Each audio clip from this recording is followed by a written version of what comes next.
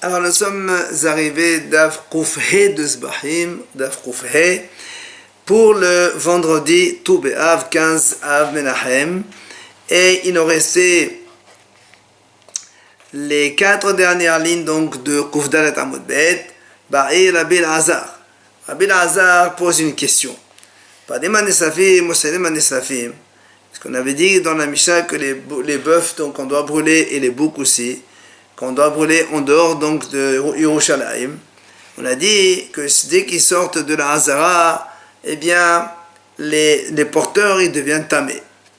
Et dit maintenant, si Yatzarubo Bemerot Ever, Mao, c'est-à-dire le rov de, par exemple le bœuf, on va prendre un bœuf.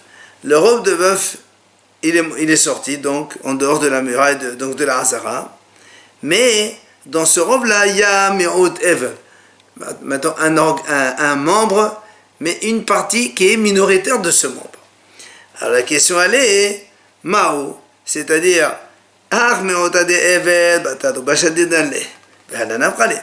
vas me dire, la minorité du membre, on va la rattacher à la majorité du membre. Et auquel cas, la majorité de l'animal n'est pas dehors. Et donc, il n'y a pas encore de Touma.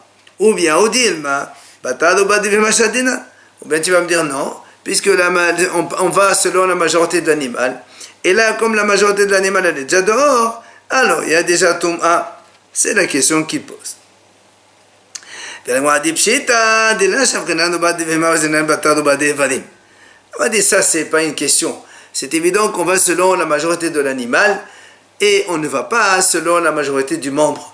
Donc même s'il y a une minorité du membre qui est sortie et que cette minorité se rajoutant à l'animal, ça fait majorité, eh bien il y a déjà Tum'a. C'est-à-dire ceux qui la portent, il devient tamé déjà. Et là, mais si on pose la question, si maintenant on va prendre que la moitié de l'animal, 50% pile, il est sorti de la muraille, et dans ces 50%, il y a Rov Ever, il y a un membre dans sa majorité. Alors la question elle est, donc la minorité de ce membre qui reste encore à l'intérieur de la Hazara, on va donc le mettre avec le Rov Ever, et donc on considère que la majorité de l'animal il est sorti vers un afakle, et donc les porteurs ils sont déjà tmeim. Ou bien tu vas me dire non, le Me'ot Ever qui reste, il va selon l'animal, et comme l'animal, la moitié de l'animal il est encore dedans, eh bien on est à 50-50. Alors, la Gemara dit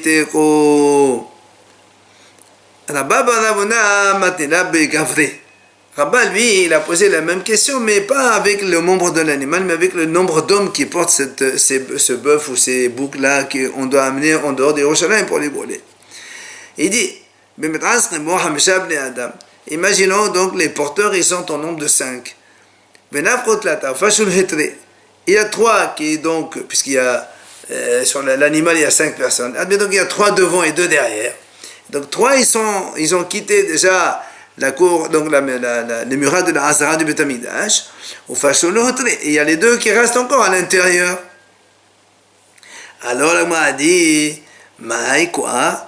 Est-ce qu'on va selon la majorité, puisqu'il y a 3 majoritaires qui sont déjà sortis, et donc, on considère que tout le monde est tamé parce que quand ça sort, eh bien, ils sont tmeim, ou bien tu vas me dire non, on va selon l'animal, et comme l'animal n'est pas encore sorti dans sa majorité, alors les hommes qui le portent, ils sont encore tahor. Là aussi, on est donc en pas de réponse. Maintenant, Rabbi Elazar, il pose une question. Donc toujours on parle de ces boucs et de ces bœufs qu'on va brûler en dehors de Yerushalayim. Et donc ils ont sorti de la muraille, mais ils sont revenus, on les a fait revenir. Mao, quel est le cas? Quel est le dit? Est-ce qu'on va dire puisqu'ils sont déjà sortis, alors ils sont déjà tmeim. Donc ceux qui les portent, ils sont déjà tamés. On dit là-bas, ils sont tamés, ils doivent laver leurs vêtements. Ou bien, Ou bien tu vas me dire non, puisque finalement on les a réintégrés dans la cour du Beth Amikdash, c'est comme si ils sont pas encore sortis et ils sont encore tahor. Alors quelle est la réponse? Rabbi Abba bar Maman, il vient Rabbi Abba Maman, il dit comme ça. Tashema, on a vu nous dans notre Mishnah. Hayu sovli notan bemotot. Donc ceux qui transportaient les boucs et les bœufs, ils les portaient avec des poutres. Si les premiers qui portent, ils ont déjà donc quitté la muraille de la Hazara de la cour de Beth Amikdash, et les deux derniers n'ont pas encore quitté.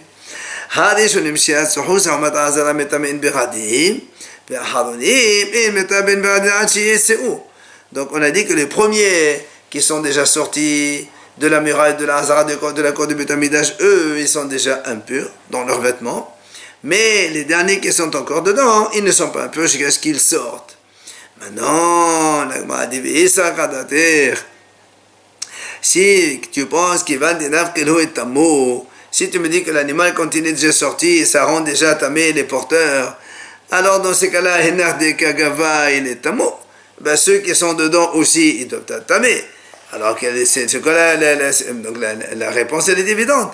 C'est-à-dire que puisque l'animal est déjà en dehors de la cour, même si le porteur ils sont encore dans la Hazara, ils sont entamés. Donc si c'est cela, or dans la Mishnah, nous on a dit non. On a dit que ceux qui sont dehors, ils sont entamés, mais ceux qui sont dedans, ils sont dehors. Donc tu vois bien que les porteurs, donc ils sont encore dans la Hazara, et ils ne sont pas entamés. Ça, c'est donc la réponse. Amar, alors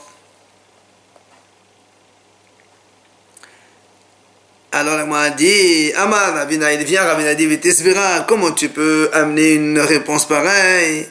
Ha, Ba'ina, pour les hommes, c'est pas la même chose. Pourquoi? Parce que dans la Torah, c'est marqué quand est-ce que le Kohen, il ne devient pas tamé au niveau de ses vêtements. C'est parce qu'après la Torah dit il faut donc qu'ils sortent du camp et après ils reviennent au camp. Et c'est pour ça que tant qu'il n'a pas encore quitté la Hazara du Beth Amikdash, alors dans ces cas-là, c'est pour ça qu'il n'est pas encore tamé. Mais donc ça ne répond pas à notre question que si l'animal il est rentré une deuxième fois, alors quel est le din? Alors on m'a dit dans ces cas-là, il a Rabbi Elazar, alors donc dans ces cas-là, c'est quoi la question de Rabbi Elazar? Puisqu'on voit très bien que tout dépend donc de l'animal, puisque nous on a dit que la Torah dit c'est-à-dire que le Kohen il doit revenir dans le Mahane, c'est-à-dire seulement s'il est sorti, il est tamé, sinon il n'est pas tamé. Alors c'est quoi la question de Rabbi Elazar? On m'a dit que Rashi explique, ça veut dire que eux, ils ont attrapé avec des bâtons. Et donc les Kohanim, ils sont dehors de la muraille pour faire sortir les bœufs et les boucs après qu'ils les ont ramenés. Alors la question elle est, puisqu'ils sont dehors de la Hazara, est-ce qu'ils sont tamés? Ou bien, puisque l'animal il est encore dedans, alors ils ne sont pas encore tamés. Tano Rabbanan Hachamim enseigne. Padim, donc les parim nisrafim dont on parle, les bœufs qu'on brûle. Ufara et la vache rousse. Mais ça, il a mishtaleh et le bouc donc qu'on doit renvoyer à Azazel le jour de Kippour. Ha-mishaleh, celui qui va donc renvoyer ce bouc. Ha-sorfan, et celui qui va brûler donc les bœufs, Savim, et aussi Hamotsean, et celui qui les fait sortir de la Hazara. Eh bien, tout cela, Metamé Bradim, tous ceux qui participent à cela, ils vont avoir leurs vêtements qui sont impurs, qu'il va falloir laver. Maintenant, Vehenatzman, les bœufs, la vache, le saïr lui-même, En Metamé En Beradim. Et eux, ils ne rendent pas, ils ne transplantent pas l'impureté, donc ceux qui les touchent. Aval, Metamé Ochalin ou Mashken. Mais si un aliment il touche soit la vache rousse, soit les bœufs qu'on doit brûler, soit le Sa'id HaMishtaleh, alors il devient tamé les aliments, qui soient donc solides ou liquides. Des vrais Rabbi Meir, ça c'est Rabbi Meir qui dit ça. Maintenant, Hachamim, ils font une différence entre les trois. Para ou farim, metamé, nochalim, ou mashkin. La vache rousse et les parim anisravim, donc, et les bœufs qu'on va brûler, cela effectivement, si un aliment il les touche, ils sont tamés. Par contre, Sa'id HaMishtaleh, eno metamé, shehu chai, ve'achayno metamé, nochalim. Hachamim, ils disent non, le Sa'id HaMishtaleh, puisqu'il est encore vivant, qu'on va envoyer à Azazel, un animal vivant ne transmet pas l'impureté aux aliments. Alors, vient l'Agmara, dit, Bishlama de Rabbi Meir, donc la vie de Rabbi Meir qui a dit que même le Sa'id HaMishtaleh aussi, il transmet l'impureté aux aliments. Parce que lui qui est Détana de Rabbi Ishmael, lui il pense comme Rabbi Ishmael. Qu'est-ce qu'il a dit Rabbi Ishmael? Détana de Rabbi Ishmael, Rabbi Ishmael dit comme ça. Le passage qui dit, Al-Kol Zera Zerua, c'est-à-dire au niveau des aliments, donc au niveau des aliments, non, c'est qu'ils ne peuvent être aptes à prendre l'impureté que s'ils ont été imprégnés au moins une fois par un liquide. Donc c'est un hersher. Et pourquoi il dit, selon Rabbi Ishmael, puisque les aliments ne peuvent jamais amener une tum'a hamura. Jamais un aliment ne peut rendre impur un homme ou des vêtements. C'est pour ça il faut hersher pour être apte à prendre l'impureté. Alors nous, on généralise, tous ceux qui ne peuvent pas arriver à une tum'a hamura, une tum'a sévère, c'est-à-dire rendre impur un homme de vêtements, cela aussi c'est rien hersher. Maintenant, yatsta, à l'exclusion des nevlat avtaho, la nevela, le cadavre d'une volaille pure que nous on sait, puisqu'un homme quand il mange, on sait qu'il peut donc devenir tamé avec ses vêtements en mangeant le cadavre d'une volaille. Et celui-là, il n'y a pas besoin de hersher. Donc on n'a pas besoin que la viande elle touche l'eau, elle soit imprégnée par l'eau avant. Et donc, la même chose, paradma, parim safim, Sa'id HaMishtaleh, tout cela, ils transmettent l'impureté aux aliments, même de leur vivant, puisqu'on n'a pas besoin que, même de leur vivant, puisqu'ils vont devenir plus tard à une tum'a hamura. Puisque le Sa'id HaMishtaleh, les parim safim et la faradoma, tout cela, quand ceux qui s'en occupent, ceux qui vont les brûler, les sortir, ils vont devenir eux-mêmes impurs avec leurs vêtements, c'est tum'a hamura, alors ils sont métamés au chalim ou mashkin, sans hersher, on n'a pas besoin de hersher, ils transmettent l'impureté même quand donc, le Sa'id HaMishtaleh il est vivant. Et là, les rabbanan, mais pour les hachamim, on ne comprend pas.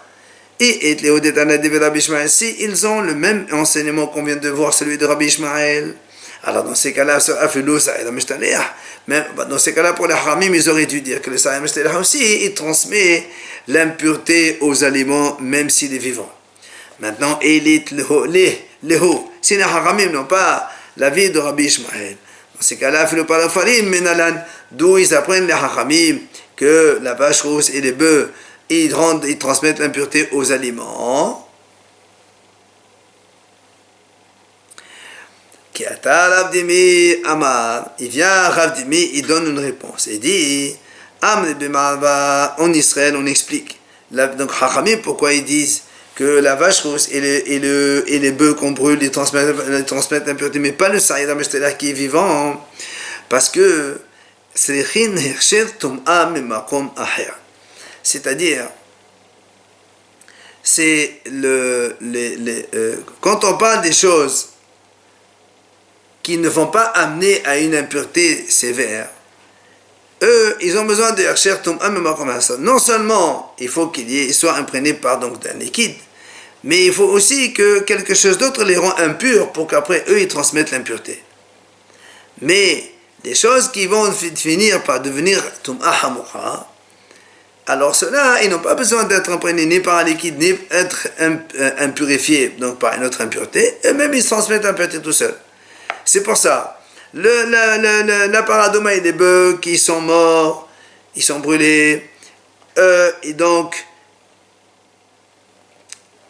ils vont transmettre l'impureté aux aliments, mais Sa'id HaMishtaleh qui est vivant, et comme un vivant ne peut pas prendre l'impureté, alors il ne pourra pas non plus transmettre l'impureté Voilà pourquoi Rabbi Hachamim, ils ont dit que donc Saïd Ameshtaleh vivant, il ne transmet pas l'impureté aux aliments. Maintenant, Rabbi Elazar, il a posé une autre question. Pas des manisrafim, donc ces bœufs et boucs qu'on brûle, Mao, est-ce qu'ils transmettent l'impureté? Parce que nous, on vient de dire maintenant, quand ils sont sortis du camp, de la cour du Beth Amikdash, on vient de dire maintenant que la vache rousse et les bœufs, ils transmettent, et le Saïd Ameshtaleh, ils transmettent l'impureté aux aliments. Ils deviennent impurs, enfin, ils transmettent l'impureté. Maintenant, s'ils sont encore dedans, on ne les a pas encore sortis, est-ce que, oui ou non, ils transmettent l'impureté? Est-ce qu'ils ont une impureté, ils la transmettent, oui ou non? Est-ce qu'on va dire, ou là, est-ce que le fait qu'ils ne soient pas encore sortis, eh bien, c'est comme si ils ne vont pas être entraînés encore, Tum'a Hamura, puisque tant qu'ils sont dans la Hazara, ils sont encore purs. Et donc, dans ces cas-là, il n'y a pas de Tum'a Tuchalim Mashkin. Donc, ou bien tu vas dire non, mais Hussad Yitzéa, c'est pas comme Hussad Maaseh. Même s'ils ne sont pas sortis de la Hazara maintenant, puisque plus tard ils vont devenir, on va les sortir, ils vont avoir une Tum'a Hamura, alors ils vont transmettre l'impureté. Alors dans ces cas-là, même maintenant aussi, ils transmettent l'impureté. Donc, la question se pose. Alors, Tagma répond, Bata, Debaya, après qu'on a posé la question, Hadat Pashta. On a répondu, mais Hussad Yitzéa, Kim Hussad Maaseh Dami. Ça veut dire le fait qu'ils ne soient pas sortis de la Hazara, de la cour de Beth Amikdash, c'est comme si qu'on n'a pas encore amené au Tum'a Hamura, et du coup, tant qu'ils sont de la Hazara, ils ne transmettent pas l'impureté aux aliments. Maintenant, Rabbi Abba Bas Shmuel pose la question à Rabbi Abba. Il lui dit, Nevelat of Tahor, les Rabbi Meir, Maoshi Tamé Bechazayit. Selon Rabbi Meir, est-ce que, on vient de dire que Rabbi Meir, il dit, tout celui qui va devenir une Tum'a Hamura, il est Metameh Chalim Mashkin, donc, il va transmettre l'impureté aux aliments, même si lui-même, il ne peut pas, comme le Saïd Ameshtaleh, il devient impur, il ne devient pas impur parce qu'il est vivant. Ça, c'est Rabbi Meir. Alors, on pose la question selon Rabbi Meir. Est-ce que Nevelat of Tahor, que nous on sait quand un homme il mange kazet, bevet abéléa, il devient impur avec ses vêtements. La question elle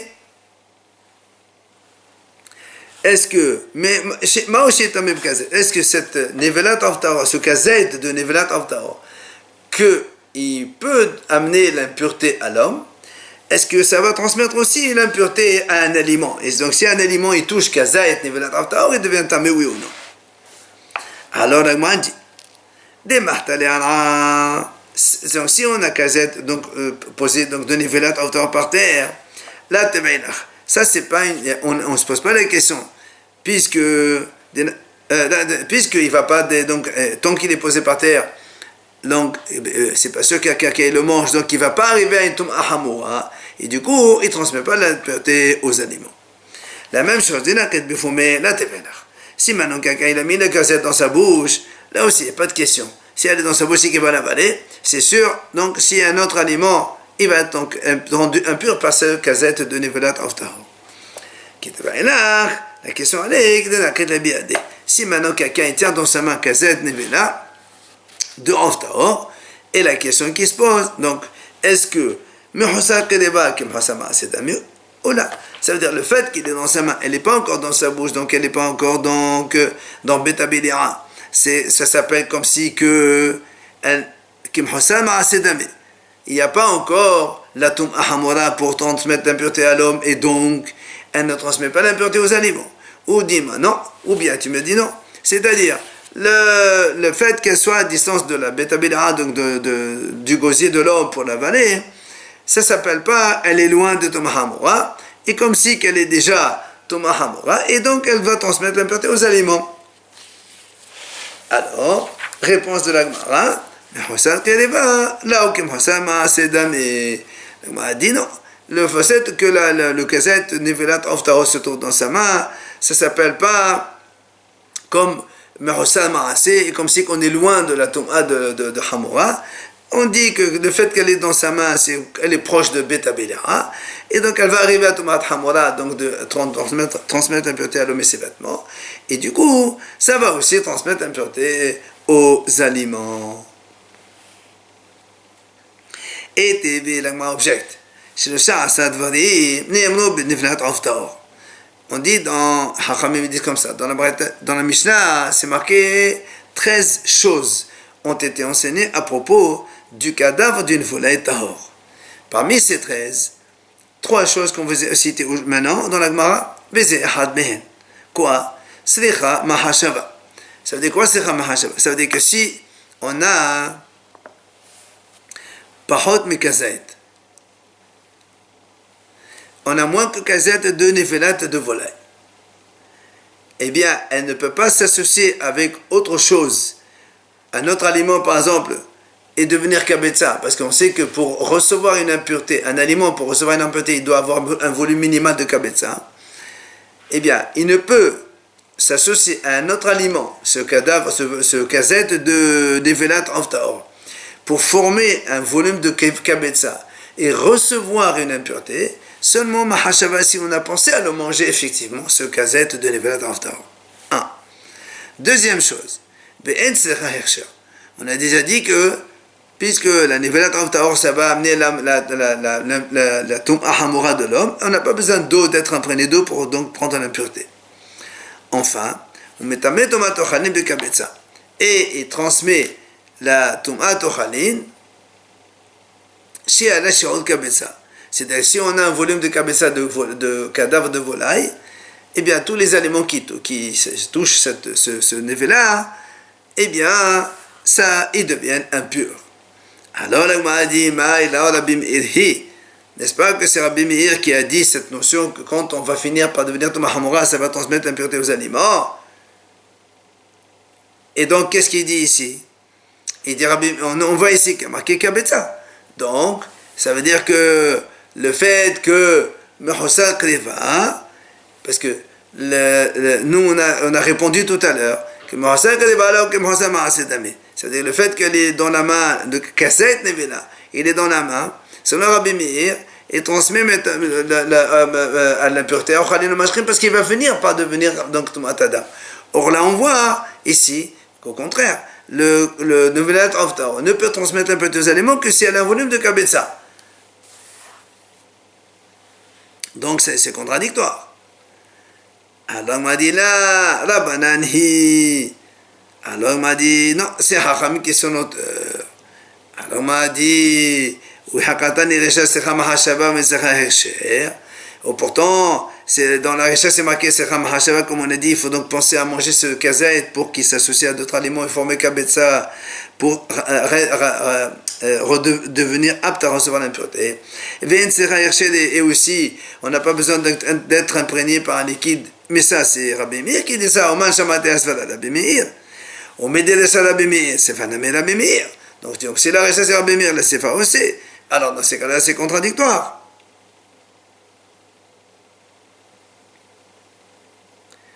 Puisqu'ici on voit que selon Rabbi Meir, il y a seulement Kabetza qui transmet l'impureté aux aliments, et dans la réponse on a répondu, même Kazaït aussi. Alors on m'a dit, Médéria, pourquoi tu dis ça? Non, la Recha, c'est Rabbi Meir, et là c'est la Haramim, pourquoi tu veux mettre les mêmes auteurs? Alors on continue, pourtant dans la Sefa là-bas on enseigne, on dit que si on fait la Shita d'une volaille, ou bien un mlicha d'une volaille dans le Beth Amidash, si la volaille elle est devenue, on la trouve qu'elle est taref, le fait qu'on lui a fait shita mlicha, elle n'est pas considérée comme nevela, et ça la rend, donc elle met tahera, et elle n'est pas nevela, et donc il n'y a plus de tomate dans ces cas-là. Or, man shamata, c'est Rabbi Meir qui dit ça. Alors comment on fait? Alors la Risha c'est Rabbi Meir, la deuxième partie c'est Rabbanan, et maintenant la troisième c'est Rabbi Meir. Alors on m'a dit oui, on m'a dit c'est comme ça.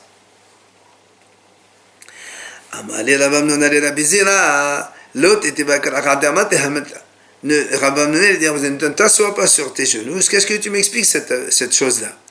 Quoi? Nevelat av tahor. Donc le cadavre d'une volaille pure. Les Rabbi Meir, selon Rabbi Meir,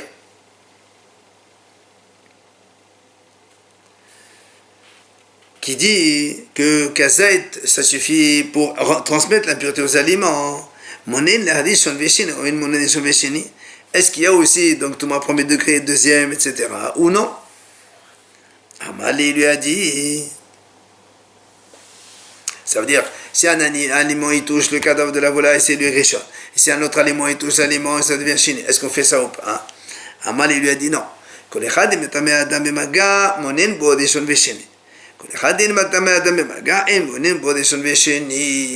a dit non. Quand est-ce qu'on fait cette notion de premier et deuxième? À chaque fois, seulement quand il y a une impureté, quand un homme il touche cette chose, il devient impur.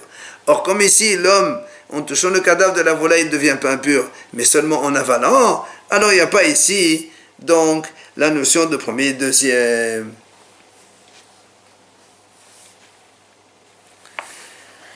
Donc, Rabbi Zeramano, il pose la question à Rabbi Barhia. Il lui dit, de Rabbi Abim Kahana, Aditania, il faut corriger. La Brata qui a dit, si on a deux chassizet, une demi-olive d'un aliment tamé et une autre demi-olive d'un aliment tamé, tous les deux ils sont séparés, mais il y a de l'eau qui, donc tous les deux ils flottent ils sont posés, mais ils sont reliés par de l'eau, par un liquide ou un autre n'importe quel liquide. C'est ça, alors la Breta dit, ça veut dire que pour transmettre l'impureté aux aliments, oui, mais pour transmettre l'impureté à l'homme, ça c'est non. Ça veut dire, quand un aliment les touche, on considère que les deux demi-olives sont collées par l'eau et donc ils deviennent comme une olive, ça transmet l'impureté. Mais si c'est un homme qui touche une demi-olive, on dit qu'il a touché qu'une demi-olive et donc il n'y a pas d'impureté dans ce cas-là, il n'y a pas de transmission à moins de kazaït.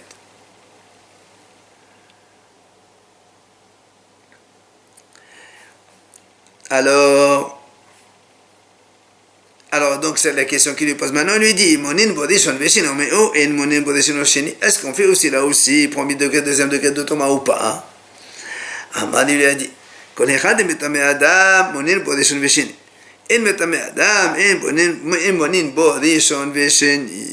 chaque fois qu'un homme y prend l'impureté, alors on fait Rishon Veshini. Mais comme là ici on a dit qu'il n'y a pas de impureté pour l'homme quand il touche cette demi-olive, alors dans ces cas-là, il n'y a pas non plus premier et deuxième. Après, on a vu dans la Mishnah, Yaso, Elu, on a dit quand ils sont sortis, donc tous les transporteurs de Sepadim Manesavim, ils ont quitté la muraille de la Hazara, du Beth Amikdash. Alors on a dit, ils sont tous tamés, leurs vêtements. On a dit, d'où on apprend cela? Ils disent, להלן הוא אומר חוץ לשלוש מחנות כאן למחנה אחד. Alors Hachamim explique comme ça, ils disent plus loin on va voir à propos de pas d'halim d'avoir chez Tzibour, c'est le bœuf de la faute collective ou le bœuf du Kon Mashiach, c'est marqué là-bas, on les sort dans les hors de 3 camps, mais par le bœuf de Kippour c'est marqué un seul mahane.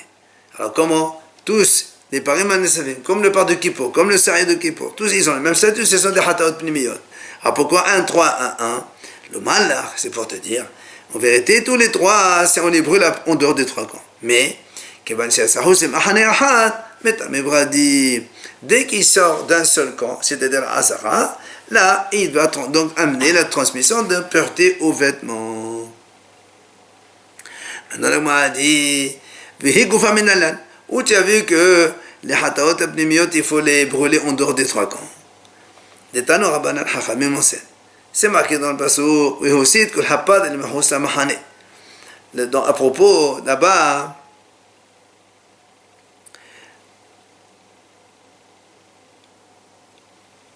à propos donc du par du Kohen Mashiach, la Torah dit on va sortir le bœuf en dehors du camp.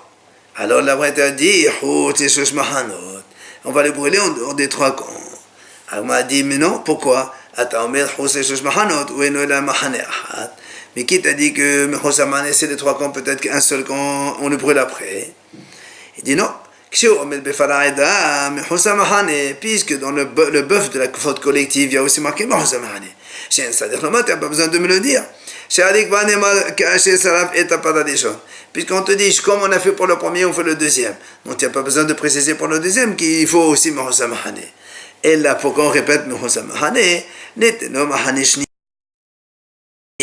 c'est pour dire, donc cette fois-ci, il faut le sortir du deuxième camp. Maintenant, là aussi, quand la Torah dit, puis aussi, qu'on appelle pour le brûler là-bas, il y a marqué aussi pourquoi tu as besoin de marquer? C'est marqué de toute façon, il va être brûlé à Shefer HaDeshen, et tout le monde sait que le Shefer HaDeshen, il est complètement Mehus Mahane. Alors, c'est pour ça qu'on a marqué 3 fois Mehus Mahane pour te dire que le Srefa de ces Pariman Safim, on les fait en dehors des 3 camps. Et comme ici, pour la Srefa des Pariman Safim, c'est entre des 3 camps. Et pour de Kippour, on a dit comme on a dit tout à l'heure, eh bien, un Mahane Ahad, c'est pour le Tum'at Bigadim, et la Shosh Mahanot pour brûler.